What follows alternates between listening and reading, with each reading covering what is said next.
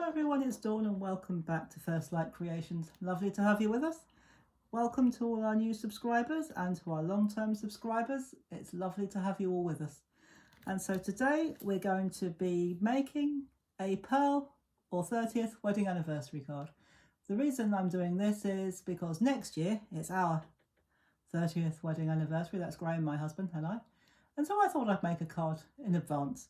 So I have found some papers. This is going to be a 6x6. Now this was actually an underwater card from a 12 by 12 paper pack, which I just cut down to 6x6. But I thought these little bubbly bits were actually, I think they were supposed to represent bits from under the water, bubbles from under the water. But when I looked at them, I thought they looked like pearls, or sort of like pearls anyway. So I thought I'd use that for my background. And I did actually have some pearl trim in my stash. Last year, sadly, one of our only craft shop or craft store in our town closed down, and obviously they were selling off all their bits and pieces, and so I raided all their bling. But they had this absolutely gorgeous pearl trim, so I just had whatever was left on the reel. I think there was about 15 meters left on the reel, so I had the lot. But anyway, all this is, if I just pop that to one side for a second, it's the same card as this, but this card is double-sided. So it's just what's on the back, which is a more sort of mottled turquoise, or, yeah, I suppose you call it a turquoise or aqua. So I'll just pop that out the way, because we're not going to need it anymore. And all I've done is I have put some foam tape on the back. And I'm going to take the backing off. And I've made 2 long pieces and 2 slightly shorter pieces. And I've just cut it all to size ahead of time, just to make the video go a bit quicker. And if we do get any overhang, we can cut them off afterwards. So I'm just going to take the backing tape off like that. Just going to bring that down a little bit so that I can see it. We're just going to pop that on there like that. And the way to find out if there's any overhang is turn it over. Oh, I didn't make a very good job of that, did I? Let's see if we can take that off. It doesn't matter about that bit tearing because it won't show. So what I'll do, if I put it that way, then I can see the edge. So we'll just put that back down there. So that's another rescue attempt, but it wasn't a very big rescue needed. So if you turn it over, if you don't see, there is a little overhang. So if you see any overhang, it'll be on the back. So just take a pair of scissors and trim it like that. And this is going to be a card that has the fold at the top. So we're going to keep it like that. I'll just keep those scissors on hand. I don't think we're going to need them again, but I've got 2 slightly shorter pieces so that they go into the gap and don't overlap. So we're going to just pop that in there like that. And again, I'm just going to take the backing tape off, and I'm glad it came off in one go. And we're going to pop that in there like that.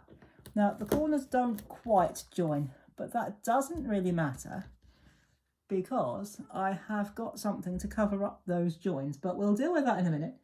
But what I've also done, I've done a bit of die cutting, not a great deal, but some, and I've die cut a red heart out of just ordinary red cardstock. And I've just got some double-sided tape on the back of it, which I'm just going to very quickly peel off the backing tape. And I'm going to set that down there, just like that, roughly in the middle. It's probably not exact, but that doesn't matter. And I've got a frame out of this gorgeous pearly, I couldn't not use this. This was from Centura Pearl, which I believe is made by Dovecraft. And I had 1 sheet left, which I've actually used up now. Or I had, well, a bit of 1 sheet, and I just about had enough to cut this beautiful frame plus a few extra bits. So we are going to, well, I'm going to, for quickness, you could use glue, but glue would splotch out and then you'd have to mess about clearing it up. Well, it doesn't have to be cleared up, but it'll dry clear. But to make it go quicker and cleaner, I'm going to use my red line tape or red runner tape. You can use red line tape or double-sided tape if you want to, but I'm going to use this one, because as we said before, the red one is permanent. It's similar to the red line tape, the red line double-sided tape. And I'm just going to line that up with the bottom point of my heart, the heart there, and just gradually well, sort of lay it down. But if it doesn't, if you don't press it down too hard, you get to have another go at it. So just, it is the one that was a couple of sizes bigger. So there we go. Just press it into shape like that, or into place. And you have a beautiful framed heart. Now you could leave it like that if you want to, but it is a bit plain. And I did say it was a 30th anniversary. So let's bring in the 30. I've used dies for this, and rather than try and put the red runner tape on the back of those little bits, I'm going to put it here because it will dry. I'm going to put it actually on the bit that the numbers are going on to. So onto that bit there. So I'm going to stick that one there. Make sure I put them the right way around. That would be embarrassing, wouldn't it, if I didn't do that. And so we have a number 30. And just to finish off this card, you could leave it like that, perfectly acceptable.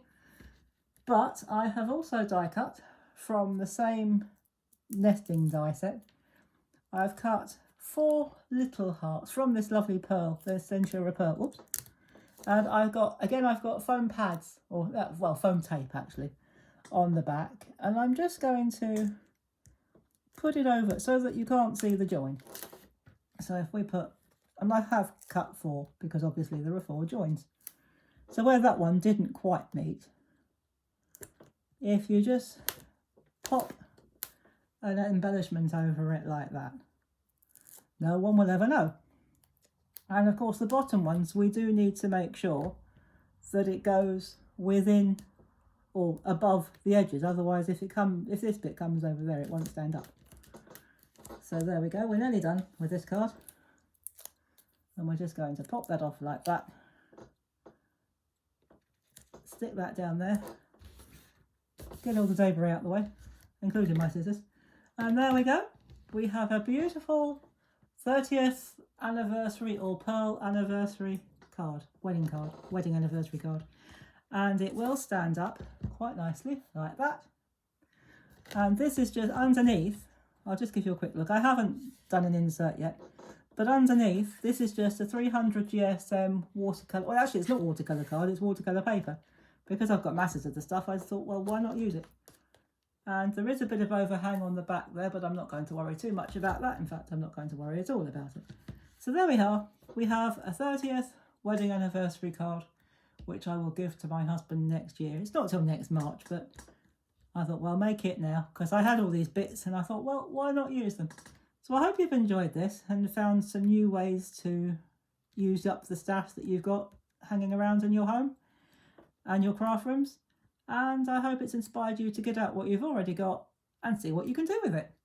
And I will be back on Saturday with another crafting project for you. Can't remember what Saturday's is offhand, but we'll find out together on Saturday. So until then, thank you so much for watching. If you haven't already subscribed and you're enjoying these videos, please do subscribe to this channel. Click the notification bell, sorry about that. Give us a thumbs up and add any comments you like to. I always read every comment myself.